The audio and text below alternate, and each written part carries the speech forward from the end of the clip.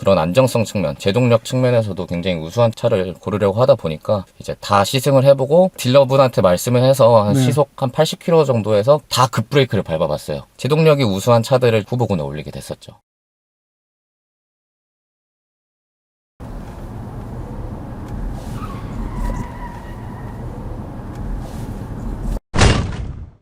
네, 안녕하세요. 하이브리드 전도사 허 박사입니다. 박사님! 카이스트 박사님! 안녕하세요. 박사가 아니라 사실 분석가입니다. 시승만 거의 20대 가까이 해보고 산 이 차도 소개해 주십시오. 이 차는 이제 렉서스의 NX450H 플러스라고 NX의 플러그인 하이브리드 모델입니다. 차값이 무려 7,500만 원이에요. 7,530만 원. 이게 당연히 적은 금액 아니잖아요. 근데 보통 우리 차 살 때 이렇게 안 사요. 우리 차주님은 일단 PPT 파일 23장을 이제 자료를 만들었는데 그 자료가 지금 같이 올라갈 겁니다. 보통 자료가 아닙니다. 이거 솔직히 진짜 이 차급의 차를 고민 중이신 분들이 이걸 보면은 미칠 거야 아마. 진짜입니다. 보통 그 정도는 아닌데. 진짜요. 보셔야 돼요. 근데 차주님은 진짜 객관적으로 일반인의 시각으로 봤을 때 너무 도움이 되는 내용들로 자동차의 동향부터 내연기관 하이브리드 전기차의 분석, 그리고 내가 가격을 정해놓고 그 가격에 맞는 차를 우선 리스트업 해놓은 다음에 대부분의 차를 다 시승을 해보고 각 차별로 장단점을 분석을 하고 그런 내용들이 진짜 놀랐습니다. 이게 제가 일단 학위 과정을 오래 하다 보니까 모든 것들을 다 이렇게 논리적으로 생각하지 않으면은 항상 그 선택을 함에 있어서 후회가 있는 경우가 많더라고요. 그래서 그런 후회를 최대한 없애려면은 이 모든 것들을 다 파악을 하고 가장 합리적인 선택을 해야겠다라고 하다 보니까 이렇게 조사를 하고 선택을 하게 됐습니다. 그러면 이 차를 샀을 때 기준 이거부터 알려주십시오. 전차가 하이브리드였는데 그 하이브리드라는 파워트레인이 너무 마음에 들었어갖고 뭐가 됐든 간에 다음 차는 하이브리드 또는 플러그인 하이브리드를 하려고 했었어요. 네. 그리고 최근에 이제 다중추돌 사고를 당했어요. 네. 그게 이제 브레이크가 조금 밀려서 발생했던 사고였는데 그러다 보니까 아무래도 사고 이후에는 그런 안정성 측면, 제동력 측면에서도 굉장히 우수한 차를 고르려고 하다 보니까 이제 다 시승을 해보고 딜러분한테 말씀을 해서 한 시속 한 80km 정도에서 다 급브레이크를 밟아봤어요. 제동력이 우수한 차들을 후보군에 올리게 됐었죠. 말도 잘해 우리 박사님. 그러면은 독일 플러그인 하이브리드 같은 급으로 X3 있죠. 네네. 그리고 스웨덴 감성, 지금은 중국 쪽으로 넘어갔지만 볼보의 XC60도 플러그인 하이브리드 모델이 있고 걔의 안산 이유는? 일단 제 첫 차가 99년식 E클래스였어요. 독석이었는데 그때 당시에 퓨즈가 하나 나갔었는데 7.5A짜리 퓨즈였거든요. 네. 근데 그거 하나가 동네에 아무 모든 카센터를 다 뒤져봐도 그 퓨즈가 하나가 없는 거예요. 그래서 한성 자동차 서비스 센터에 입고를 했는데 그거 하나 고치는데 이제 15만 원 정도가 들었습니다. 퓨즈 하나 그거 100원이면 사는 건데 그래서 그 이후로 이제 독일차 수리비 만만치 않다 이런 생각도 들었었고, 그리고 이제 엔진오일 갈 때마다 저는 30만 원대 나오고 저희 친누나는 지금 마칸을 타고 있는데 보증기간 끝나면 50만 원대가 나온다고 하더라고요. 엔진오일 한번 가는데 그런 식으로 해갖고 이 유지비 측면에서 좀 감당이 안 되겠다라는 생각이 많이 들었죠. 그러면 일본 차가 그거보다 좀 싸다는 데이터가 혹시 있나요? 데이터가 이게 명확하게는 있지 않은데 저희 어머니 아버지가 이제 렉서스에 대한 그 유지비 측면을 굉장히 많이 호응을 해주셨어갖고 많이 듣고 자란 게 있었죠. 아주 또 이게 신뢰가 좀 떨어지네요. 부품도 그리고 상식적으로 유럽에서 날아오는 거 배 타고 오는 것보다 일본에서 오는 게 훨씬 빨리 오고. 내피셜이죠? 네. 이러면 그래도 저는 우리 차주님을 믿습니다. 하지만 감사합니다. 제가 예리하다는 것만 알아주십시오. 오케이, 알겠습니다. 네네. 그럼 부팅 한번 해주십시오. 파워라고 써있죠. 파워온입니다. 좋네. 근데 나 일본 차 타고 이렇게 디스플레이가 잘해놓고 디자인을 잘해놓고 쨍한 건 처음이에요. 네. 예전 우리 리뷰했던 차도 이게 아니었는데. 이게 24년도까지는 무슨 파워포인트로 만든 것 마냥 네모 딱딱딱딱 있고 맞아요. 이런 식으로 돼 있었어요. 근데 25년식부터 드디어 이게 바뀌어서 이제는 굉장히 고급지고 3D 디자인한 것 마냥 되게 예쁘게 들어가 있죠. 그러네. 알겠습니다. 출발! 한국 타이어. 그러면 사실 이 NX라는 모델은 350이라는 하이브리드 모델도 있었어요. 맞아요. 그래도 350이라는 모델이 6천 중반에 굉장히 매력적인 차거든요. 그렇죠. 럭셔리로 가면 얘보다 뭐 옵션도 더 많고 그 차를 선택 안 한 이유는 또 뭐예요? 일단은 프리미엄 트림은 네. 옵션이 빠져있는 게 굉장히 많았어요. 그것보다 450H 플러스의 프리미엄 트림이 옵션이나 이런 부분이 더 마음에 드는 부분이 많았고, 그렇다고 350H 플러스에서 럭셔리로 가자니 얘보다 더 비싸집니다. 좀 투머치라는 생각이 많이 들더라고요. 그럴 바에야 옵션값 낸다고 생각하고 플러그인 하이브리드 파워트레인도 즐기고 이러면서 450H 플러스를 사는 게 맞지 않나. 알겠습니다. 네. 일단 플러그인 하이브리드 모델이니까 경쟁차 대비해서 비슷한 용량 18kWh 배터리가 들어가 있고 예, 제조사에서 공식적으로 발표한 주행 가능 거리는 56km를 갈 수 있다. 한 번 완충하면 배터리만으로 얼마나 가요? 저는 일단 에어컨을 끈 기준으로 말씀드리면 85km 이상 갑니다.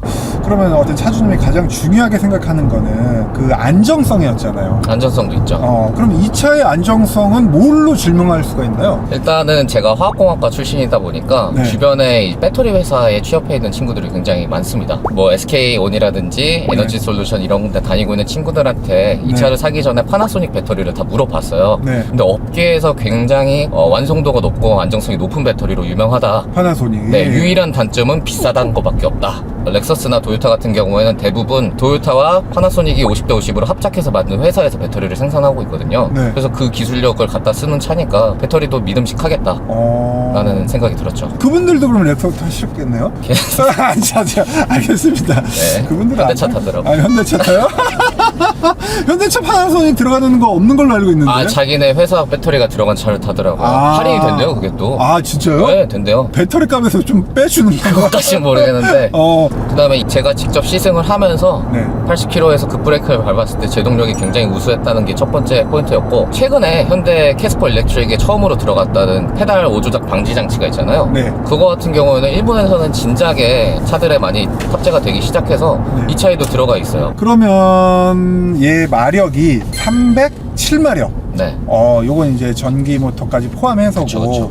사실 얘는 엔진이 있는 내연기관 차입니다. 맞습니다. 메인은 어쨌든 엔진인데 내가 배터리 없이 엔진으로 갔을 때 승차감 저는 굉장히 중요하다고 생각하거든요. 네네. 출력과 승차감 좀 얘기해 주세요.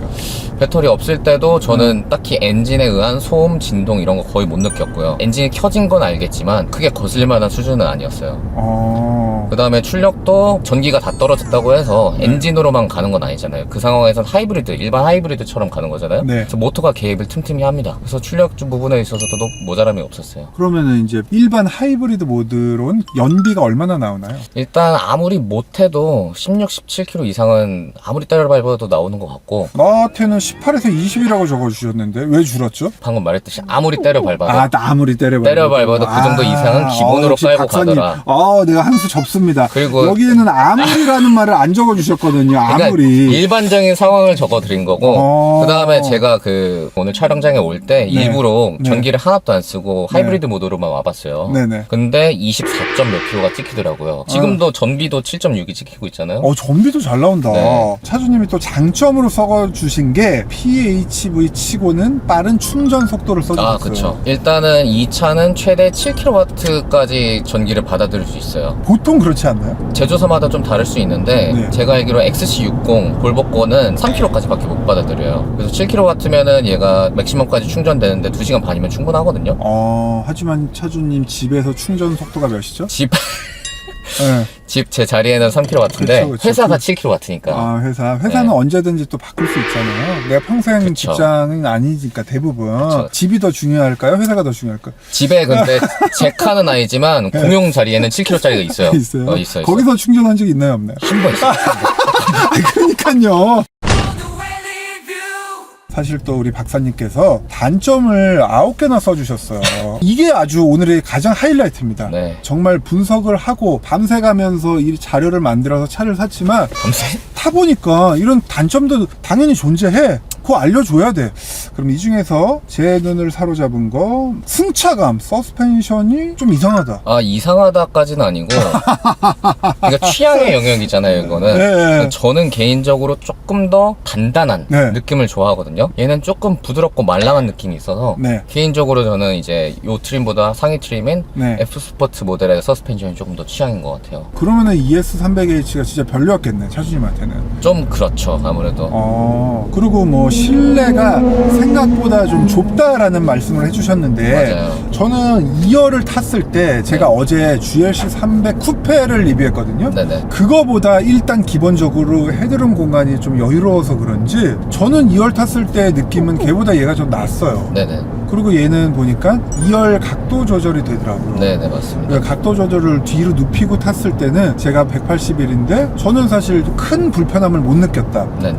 저도 불편함을 느낄 정도까지는 아니에요. 근데 이게 네. 뭔가 넓고 쾌적한 느낌은 아니라는 거죠. GLC는 얘보다 휠베이스가 훨씬 길더라고요. 네, 그렇죠. 그러다 보니까 거기서 오는 실내 공간이 있을 거고 네. 그런 부분에 비교해보자면 조금 아쉬운 부분이 있다. 이 차의 엄청난 단점이다라기보다는 네. 좀 아쉽다. 1번으로 적어주셨는데 1번은 단점의 대표 아닙니까? 맞는데 아니 이제 여자친구가 네. GB70을 타요. 오, 진짜요? 네네네. 오, GB70보다 실내 공간, 트렁크 공간이 조금 작더라고요. 그러면 승차감은 어떻게 다릅니까? 승차감은 저는 오히려 GB70파였어요. 그게 조금 더 단단한 느낌이 있었어요. 그럼 이 차에서 좀 아쉬운 옵션이 있다고? 아쉬운 점은 일단 첫 번째로는 스마트 크루즈 컨트롤이 생각보다 그렇게까지 스마트하지 않다는 점이 조금 아쉬웠어요. 저 같은 경우에는 이제 주로 주행을 할 때 네. 타력 주행을 많이 하거든요. 관성으로 가는. 근데 이제 코너나 이런 것들이 나오거나 뭐 감속을 해야 될 구간이 생기면은 미리 악셀에서 발을 떼고 관성으로 가면서 천천히 감속을 하거든요. 네. 근데 얘는 가다가 나 이제 감속할게 하면서 갑자기 확 회생제동을 걸고 사람이 직접 하는 것만큼 부드럽지는 않다는 느낌이 많이 들었어요. 그것도 그럼 GV70이 이겼네요?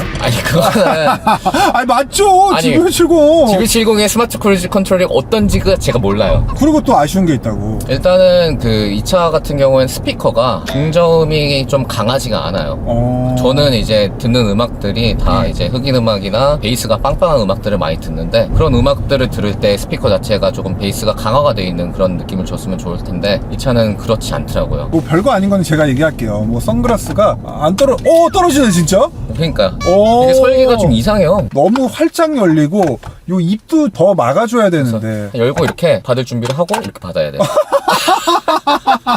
또 요런 것도 얘기해 주세요. 이 차 같은 경우에는 이제 오토홀드가 들어가 있긴 하거든요. 근데 차량 시동을 걸거나 아니면 주차를 해서 피단을 갔다가 오면은 네. 그 오토홀드가 꺼집니다. 그거 좀 번거롭다. 그러니까 매번 이거를 새로 켜줘야 돼요. 피로 가면. 네네. 듣기로는 안전 때문에 그렇게 만들어놨다고는 하는데 네. 오히려 저는 오토홀드가 걸려있다고 생각하고 브레이크를 떼면은 네. 그게 더 위험한 상황이 나오는 게 아닌가. 그러네. 이거 차주 입장에서는 굉장히 불편하다. 또 이거랑 비슷한 것도 적어주셨어요. 카플레이. 이것도 얘기해 주십시오. 운행 중에는 카플레이 연결이 안 됩니다. 그렇죠. 근데 만약에 발렛 파킹을 해서 네. 발렛 하시는 분이 제 차를 빼줬다 그러면 카플레이가 연결이 안 돼 있잖아요, 맨 처음에. 네. 제가 타서 이렇게 출발을 할 때까지 카플레이 연결이 안 되고 그럼 저는 내비 이렇게 손을 들고 이렇게 계속 보면서 가야 돼요. 무선 안 돼요? 무선이 되는데 네. 얘가 운행 중에는 카플레이 연결이 좀 불안전해요. 시동 걸 때부터 제가 갖고 있어야 돼요.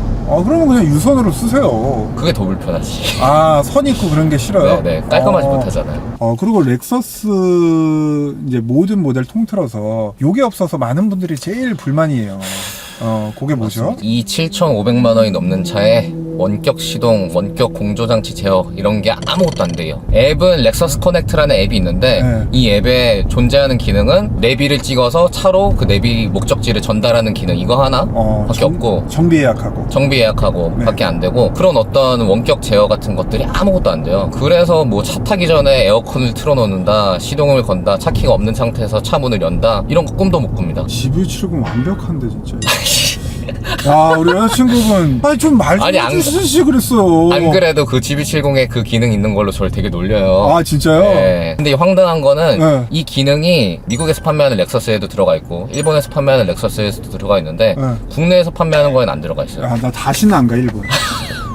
와, 나 진짜 저는 솔직히 이 혀는 친일파여가지고 일본 음식을 너무 좋아하거든요. 아, 그건 저도 마찬가지. 네, 그래서 그 식도락 때문에 일본을 자주 가요. 당일로도 가요. 네네. 다시는 안 가. 나 진짜.